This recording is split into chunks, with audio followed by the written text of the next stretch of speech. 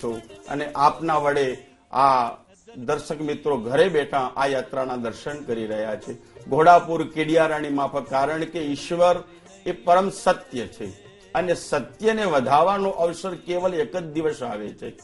આપણે એના આંગણે જઈએ છીએ, આજ ઈશ્વર આપણા આંગણે આવી રહ્યો છે.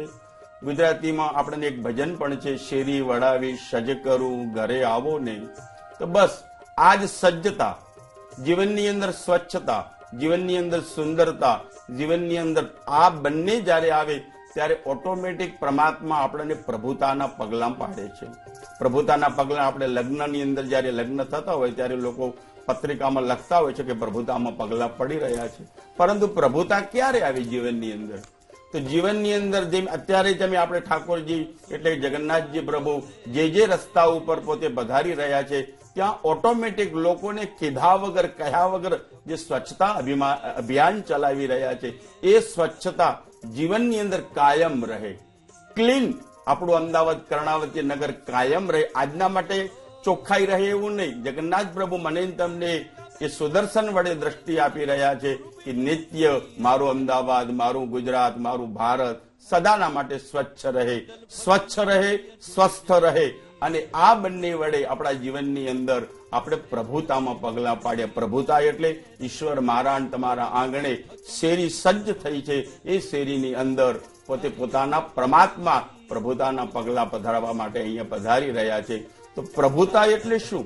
કે જીવનની અંદર તમે આધ્યાત્મિકતામાં આવી જાઓ, તમારી અંદર ઉચ્ચમ વિચારો આવે, તમારા જીવનની અંદર અતિ વિશ્વાસ જાગે, તમને કેવલ કર્મ કરતા કરતા ધર્મ કરવાની ઈચ્છા થાય, ધર્મ અને કર્મ બંને જોડાય ત્યારે એમ સમજવાનું કે તમારું જીવન પ્રભુતા તરફ છે.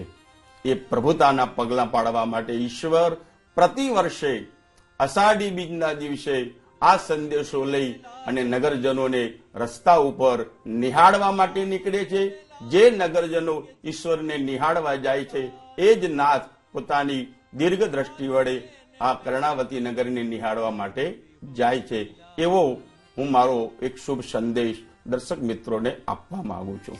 બિલકુલ. સાથે મહેશભાઈ, ભગવાનના ખાસ કરીને જીવનચર્યાની પણ વાત કરવી છે, એના વિશે પણ ઘણી વાતો આપણે સાંભળી છે, તેમના જીવનમાંથી ઘણું બધું શીખવા જેવું છે તેને લઈને પણ સાંભળી છે. પણ એક વાત એની પહેલા મારે એ કરવી છે કે જયારે ભગવાનના પ્રસાદની વાત આવે છે, આજે લાખો કરોડોની સંખ્યામાં જયારે ભક્તો પ્રસાદ માટે લાઈનમાં ઉમટ્યા હોય અને ખાસ કરીને આટલી મોટી સંખ્યામાં જયારે ભક્તો પ્રસાદ માટે ત્યાં જતા હોય અને છતાં પણ એ પ્રસાદ અખૂટ, ક્યારે પણ એ પ્રસાદ ખૂટે નહીં એટલી સુંદર વ્યવસ્થા પણ ત્યાં જોવા મળતી હોય. બહુ સુંદર પ્રશ્ન. કારણ એક નરસિંહ મહેતાનું ભજન છે બેનજી, દર્શક મિત્રો, હરિ એનો અન્નકૂટ કહેવામાં આવે છે. હરિ પોતે ભિખારી નથી, એમ એ ભંડાર ભરેલો. કારણ કે 10 નવનિધિ અને 10 એ આખો કુબેર ભંડાર જેને કહેવાય. ઈશ્વરની અમી દ્રષ્ટિ ક્યારેક જીવનમાં કોઈ પણ પ્રકારની કમી લાવતી નથી. કારણ કોઈ પણ પ્રસાદ હોય એ પ્રસાદની આપણે ગણતરી કરીને આપણે કોઈ પણ પ્રકારનું આપણા ઘરે આયોજન કર્યું હોય તો 10 માણસ છે, 20 માણસ છે, એ પ્રમાણે આયોજન કરી અને આપણે એ મેનુ તૈયાર કરતા હોઈએ, ભોજન તૈયાર કરતા હોઈએ છીએ.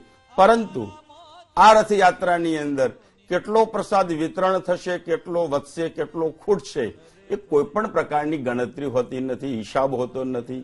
કારણ ઈશ્વર એમાં અમી મૂકે છે અને જ્યાં હરિની અમી હોય ત્યાં કોઈ પણ વસ્તુની બેન કમી રહેતી નથી. અને નહીં કમી રહેવાના કારણે જ આ જ સાક્ષાત્કાર સત્ય છે. જગન્નાથજી મહારાજનો જે પ્રસાદ વિતરણ કરતા કરતા આટલા વર્ષો સુધી 147 વર્ષો સુધી ક્યારે કોઈ પણ પ્રસાદની બૂમ પડી નથી કે ખૂટી ગયો. એ નહીં ખૂટવું, એ અખૂટતા, એ જ ઈશ્વરનો સાક્ષાત્કાર છે. અને સાક્ષાત્કાર એ સત્યને વરેલો છે અને સત્યને જગત વંદન કરે છે. એ સદાના માટે આમ ને આમ અહર્નિશ ચાલતું રહેશે. એમાં ક્યારેય કોઈ ઉણપ નહીં આવે, ક્યારેય કોઈ ખોટ નહીં વર્તાય. એકદમ સાચી વાત છે. અને આની સાથે કોમી એકતા પણ એટલી જ સુંદર જોવા મળે છે એટલા વર્ષોથી. બહુ એ બી સુંદર. કારણ ઈશ્વર છે ને એની આંખની અંદર, એની નજરની અંદર એની 2 આંખો તમે જુઓ, આમ વિશાળ આંખો છે પરંતુ સૂક્ષ્મતાની સાથે. કારણ કે પરમાત્માની સમતા અને નમતા, બે પરમાત્માની જે 2 આંખો છે એની એક આંખનું નામ છે સમતા અને બીજી આંખનું નામ છે નમ્રતા. જેની આંખની અંદર ક્ષમતા અને નમ્રતા હોય એટલે એ આંખ ભેદ વગરની કહેવાય.